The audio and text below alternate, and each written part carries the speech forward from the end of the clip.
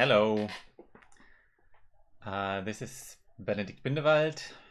I'm a Wandergeiger and I want to. I'm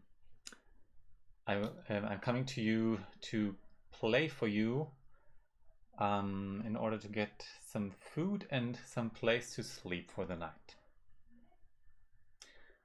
That's what I would come and say when I was on my tour as a Wandergeiger. I did that a couple of times in the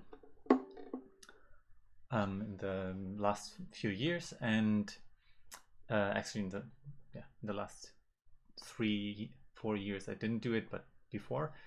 And I wanted to talk today about this Wandergeiger-Project. What I will speak about is today's first how it works, then a few stories, what happened, and in the end, what's the point. So how it works.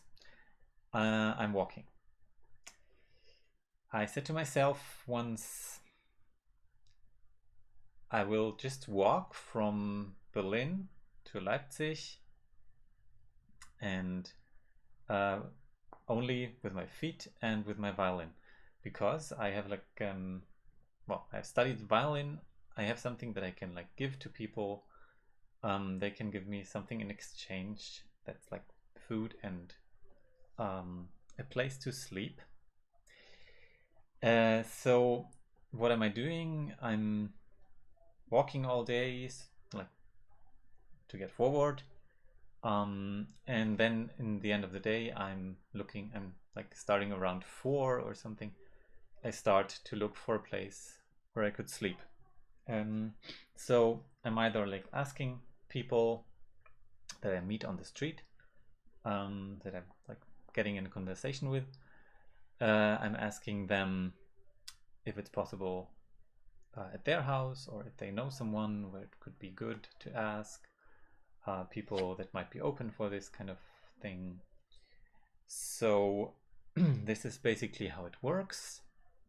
And in exchange I will give music. So of course it's always a little different. It depends on the people that I'm meeting, but basically this is how it works.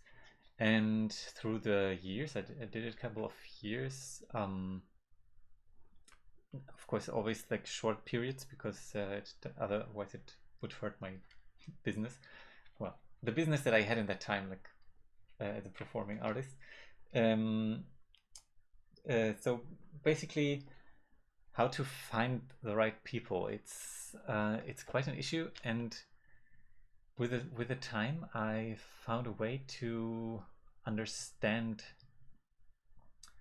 how are the people, how are they basically working. What's the deal with someone that has his house built like this and has his garden built like this, and so I'm seeing a house. I'm kind of having a good feeling about it, and then I ring the bell. If I don't have a good feeling, I mostly don't even go there, because I have an experience if I don't have a completely good feeling about the house, it won't work anyway. There is no way that it can work when I have a doubt about this place. So this is basically how it works. And then before I will tell some stories, I will play some music now from Bach. That's a piece that I played a lot on these tours. Once it was actually, let me start with this story, and before we come to the story part. It is the third movement of the A minor partita of Johann Sebastian Bach, and I came to a place. It's called Glücksburg, which means in German um, luck a castle or something, or like a good fortune castle. So I came there and I was well, I was hoping for some luck, or some good fortune, and then basically I asked some people around, and they said, yeah, there's like this place you can ask them. Maybe they seem to be good for this. They're actually like teaching in the art school in Berlin. So I went there, and it was like the actually Glücksburg, like the actual place. It was called like this, and like the other houses around were just coming later to this place. It was very small, and so I went to the house. I couldn't like get any attention of if someone was home. I couldn't get his attention, so I gave it up after some time, and I almost like went out of the this place called Glücksburg, to find another place where I could sleep and like ask for my my idea to happen. So when I walked out of the Glücksburg, I saw a house which was also looking quite nice. Like it felt quite good. So I wanted to go inside, but then there was like a sign in front of the door was basically open, but or the gate was basically open, but in front of the gate there was a sign saying don't enter. So I was like, okay, there is no bell here to ring. What am I good like if they say no, don't enter? Okay, I did it anyway because I couldn't see someone in the garden. I didn't know. Okay, so I went to the door. It was only a couple of meters. I went to the door and like on the property. I wanted to ring the bell, and then it was like on the bell it was written, "Please don't ring the bell." So yeah, then I was thinking, that's a problem now.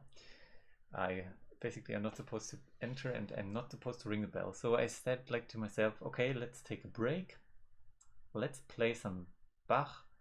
And I heard some voices from the garden behind the house, so maybe they will hear me and wonder what it is and will come, and maybe not, and then I just play the Bach for myself and move on. I'll play the Bach for you and then more about the story.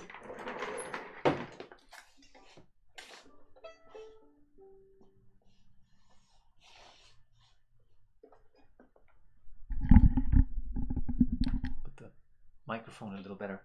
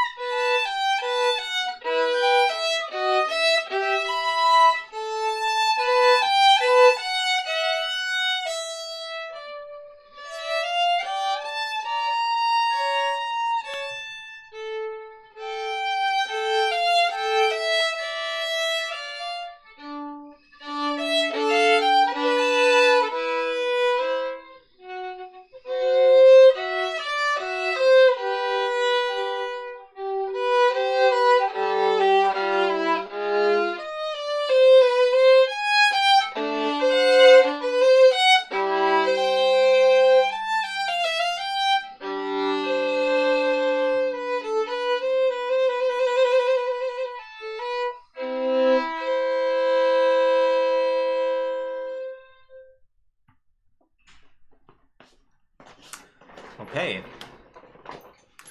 that was Bach. That was the third part of the A minor, actually sonata, not partita, for violin solo. And yeah, so when I was in Glücksburg and I played this in front of the house, that I thought like, yeah, that could be a place to ask the people. They did come, and well, they were wondering what is it all about. And it was a family like with a younger child, and they were very nice. Like I mean, it was one of these situations when people were clearly like very protective. Like, of course, they have a little child. Of course, they are protective when some stranger is coming, but still like very interested into the idea and like trying to help. And they were first like saying, no, we don't really have space for you, and like yeah, but maybe you can like walk there, but okay, that's quite far to walk. So and then they were like talking between them for a moment, and then they let me sleep in the garage in a like in a some military bed, like which they built very fast. And it was actually an interesting couple. Like the man had like been a motorcycle in a motorcycle gang. One of the it wasn't the Hells Angels, like one of the famous one. I think not the Hells Angels, but the other ones.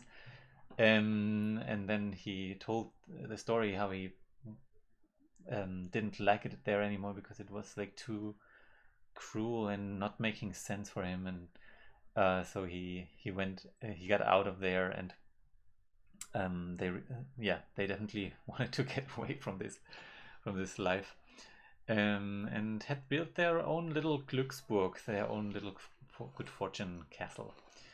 And yeah, that's where I. This is like the place where I really remember that I played this piece that I just played here for you. Because it was special. Usually I never needed to play to make to make people give me some attention. So what I usually played else, like apart from the Bach, I usually took either one whole sonata, like the A minor or the C major or the G minor, or the chaconne, or the chaconne I actually had with me all the time, from the D minor partita. And I played a lot of Telemann, but I won't play Telemann today, I think, because I played it 2 days ago. I played a whole concert with this. You can like check it out. It's the Corona concert from the 27th. But yeah, the Telemann Fantasias. It was basically also very good because people connect to it more. It's more pop music in a way. It's like baroque pop music. So well, you can check it out. I will tell more stories today. So for example, the places, like the biggest places I played in, the biggest place was in Garzdorf. That's a very small village as well, but they had a very, very big old LPG building. LPG was like the Landwirtschaftliche Produktionsgenossenschaft. That's like a GDR stuff, like the organization of the agriculture. And they had a very, very big hall, which someone took and made it into a concert hall, where he like started to have projects of getting people there to make little concerts, or just have people be together for some time, make parties, but also for old people. And he was a very strange guy, but very interesting. And he said like, yeah, let's make the concert here. He invited some of his friends. They came over.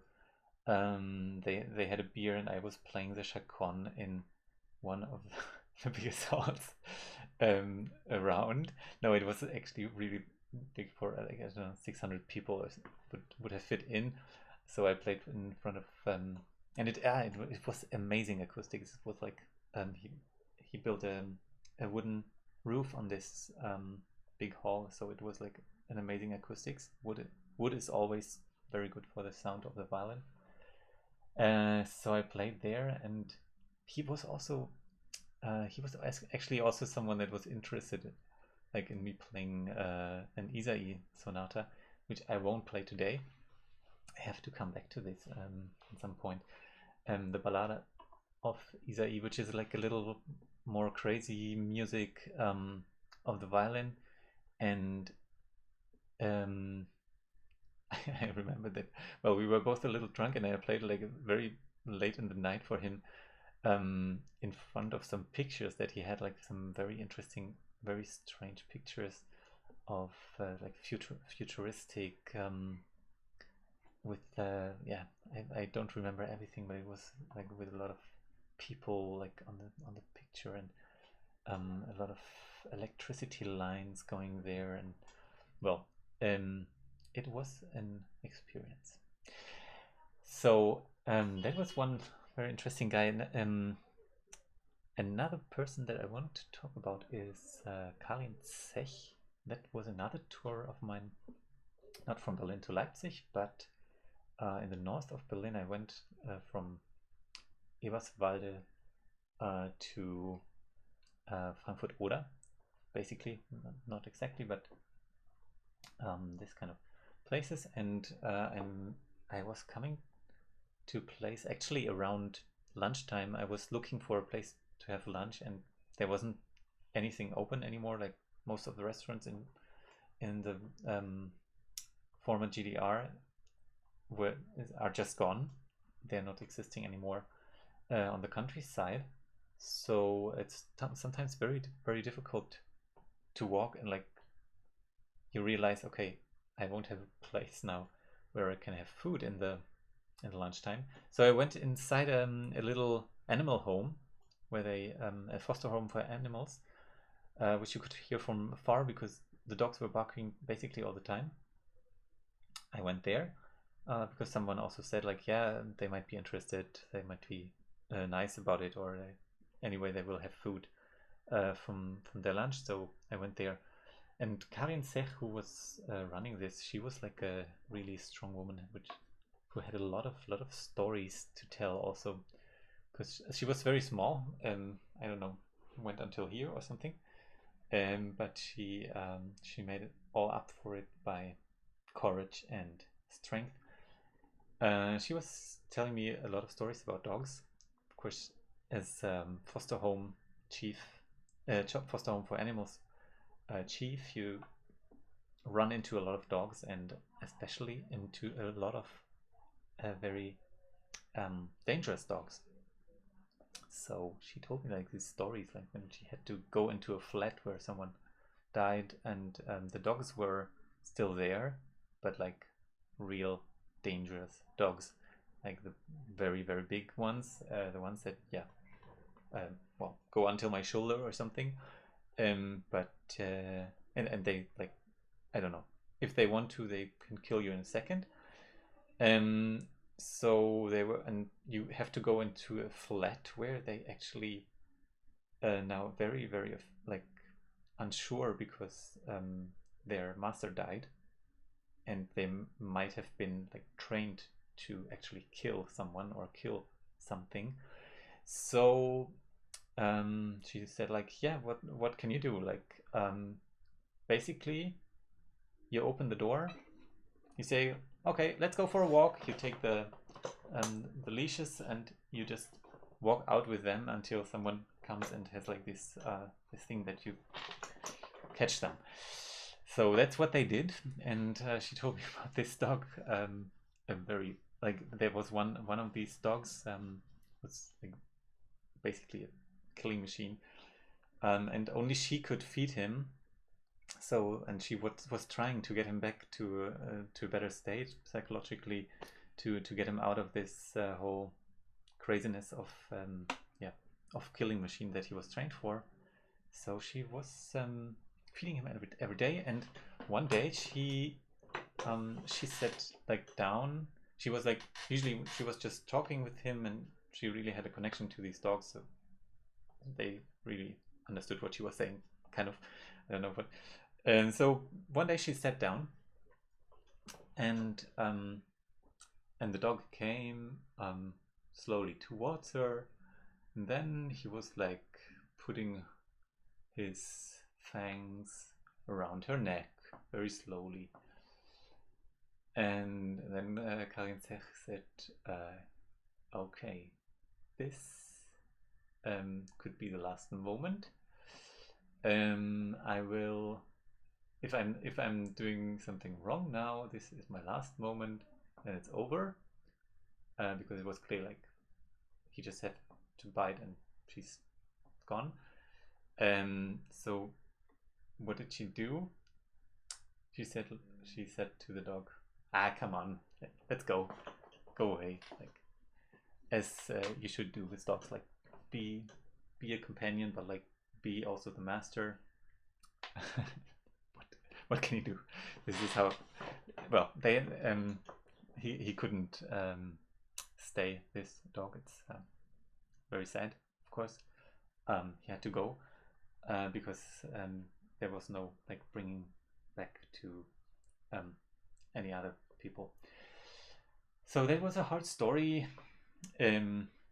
She had a lot of other very, very hard stories about dogs and people, like how people came and wanted to expel her from this foster home, like wanted to bring it down, and like threatened her, and she said like, no, you can threaten me whatever you want. I'm very fast with a knife. If one of you wants to, like, if you 3 guys coming now onto me trying to kill me, I will take one of you with me. So they never came back. And this kind of woman it was. But now I told a lot of horror stories. Actually, what she was doing all the time when she was not fostering dogs or cats or any other animals, she was building a little playground for children, and she was writing a children's book. That's what she did. Awesome people. So that was Karin Zech, and of course there are a lot of other stories. I think I will play a little bit more, and then I will come back to some more stories, or what's the point. So I will play the from the C major sonata. I will play the 3rd movement also. Also Bach, of course.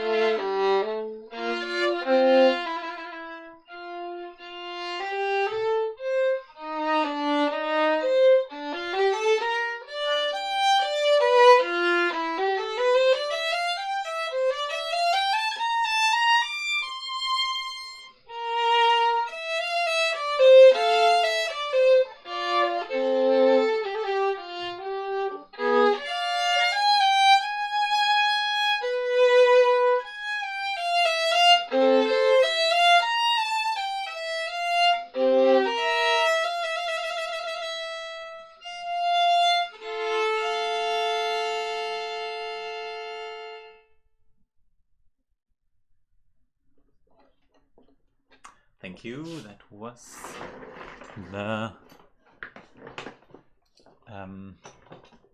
the F dur movement, the F major movement from the C major sonata. So basically we coming to the part. What's the point?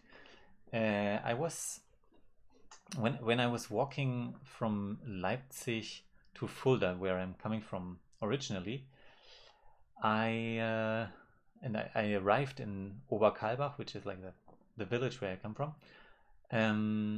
There was a little girl on the street, and I was walking there, and she was asking me like, "What are you doing?" And I was like telling her, "Yeah, I'm walking from Leipzig to here." And then she said like, "I'm walking with my violin here," and she said like, "But what's the point?" And it was very funny because yeah, what's the point? Basically, yeah, you can take a train. Well, in these days it's maybe a little more complicated, but with the trains because they're not running so much.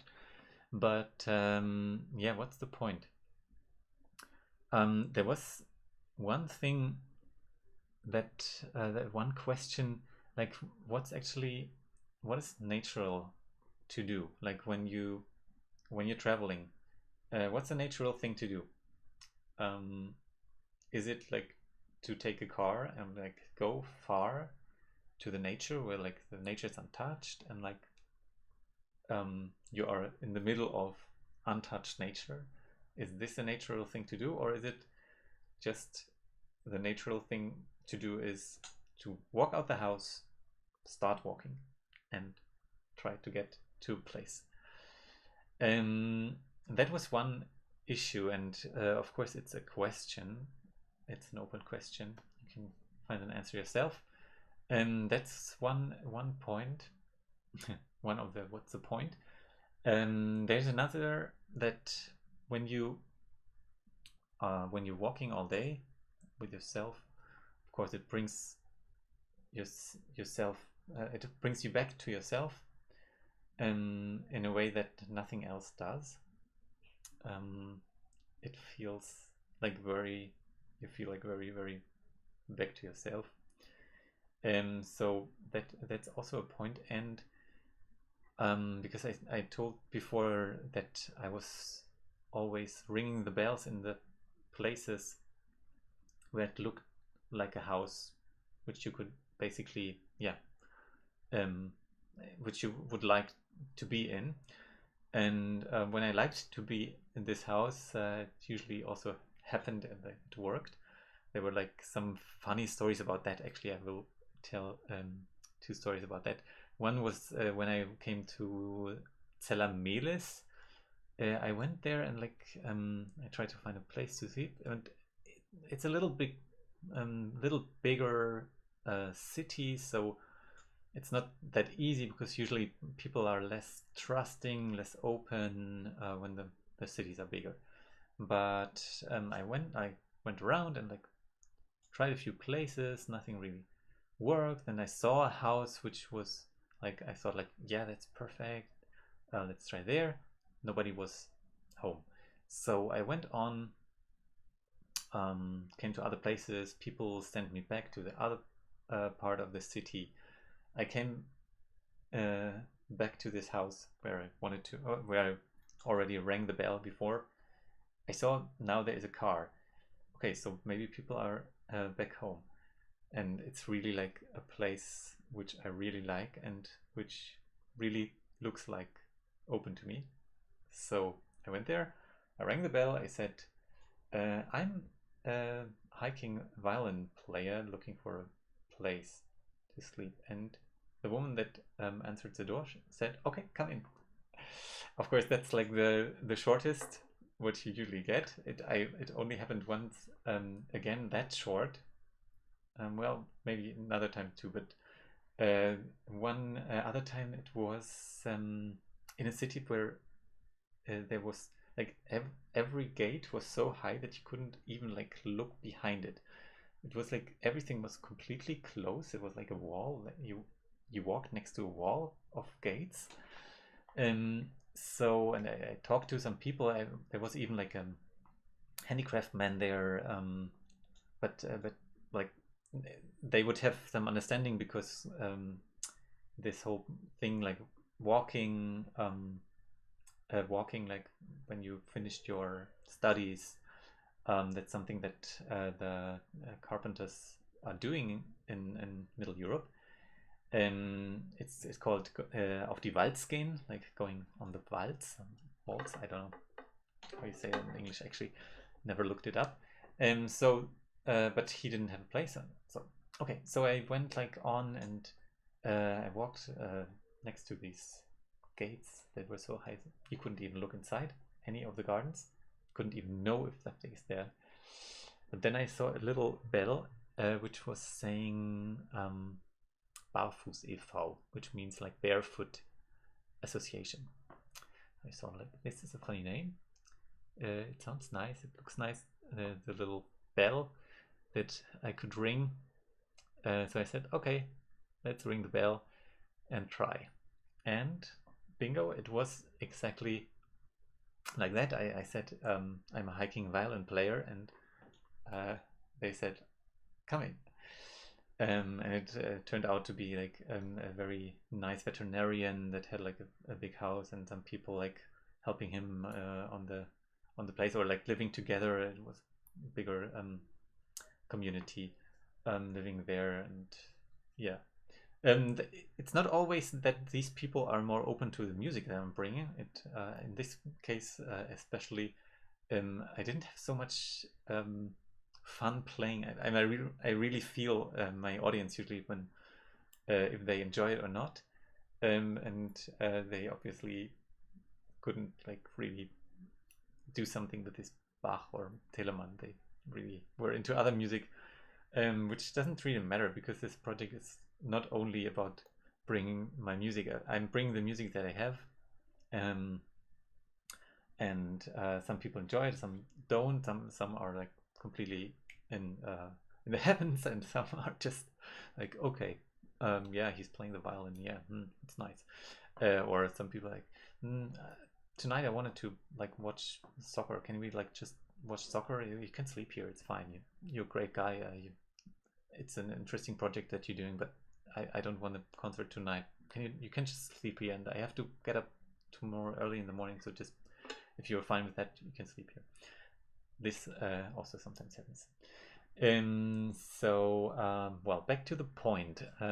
It means that we basically, yeah, you get an eye for what is you, like what is your places, where do you want to be, and you see, because you really have to. It's something you're getting very, in a good way, you're getting forced to be open to others and to yourself, because you have to ask someone. You all the time you have to ask people, because otherwise it doesn't work. You might end up not finding a place to sleep, which is of course a big problem. So you have to find it, and you're finding it with the time. You're finding it in the places where you see it's this is what is what I like in Germany you say sympathisch. It's like this, I'm on the same wave. Yeah, I like this place. I'm good with this place, so it's good with me. So that's another point. Time is another point. There was and I realized basically that you're not losing time when you go slower. You're actually winning time. Why is that? It's a paradox, because I'm taking a whole week to go from Berlin to Leipzig, not 1.5 hours, but it feels like gaining time and not losing time. And why is that? It's basically because everything opens more. Like when you go with a train and very fast, you have a feeling of everything closes, like time-wise, that everything closes, and it's like, and when you take a lot of time to do this or to do anything, maybe it's basically the same with other things too. It opens the time, and you like all these experience that you have there. It's such it's so rich that you're winning time. So that's one thing about the time. I also had one experience with trees that had some time hanging in them. That was kind of a spiritual place where I came after a lot of walking through woods alone after a few days, after like 10 days of or 9 days of walking alone through woods. I came to this wood, like this forest, and I was having this feeling of like losing myself, and then I looked around and I thought like there's time hanging here in the trees, like so much time hanging here in the trees, an immense time. It's like infinite time, and outside of the forest nobody has it. Here it's just hanging here, but the people outside, they don't have it. They never have time. Um, so yeah, so I was like thinking about that, and it made me very sad first. I started I was in a very very sad place first, and then I started like to let the sadness go, and then it started to be kind of a joke of the trees. It was like the trees were telling jokes about that between them, something like that. You can compare it. I don't know what I tapped in there, but um, whenever I was looking at a tree, and there are a lot, of course, in the forest, I was starting to laugh like crazy. It was so funny that all these people are running around outside and like um, yeah, never have time, and here it's just there. It's like so much time is here. Yeah, that was quite a joke. I was laughing, I don't know, half an hour, 45 minutes straight until I reached the next place where people lived, and it was very funny. And maybe it's connected to the times that we are in now. I don't know if you realize it, how everything like slows down, and it's not that hectic anymore. Like, of course, some people are still hectic, but there's like a basic silence coming down on the whole world. Basically, the world that I see, like, and it's good maybe for nature to have this, to get this break. And we should really think about what does it mean like for our lives, and what should they be looking like. Yeah, but that's a story about the time, and that's one of the points, of course. Of course, also taking the music that I have and bringing it to the people directly, like to have it like the most direct contact. There was one time that I really played for one person. Didn't happen so often, but one time he really tried to get a concert together, like with a lot of people. But I played a whole concert just for him, and it was great. He was a great guy, an old doctor on the countryside.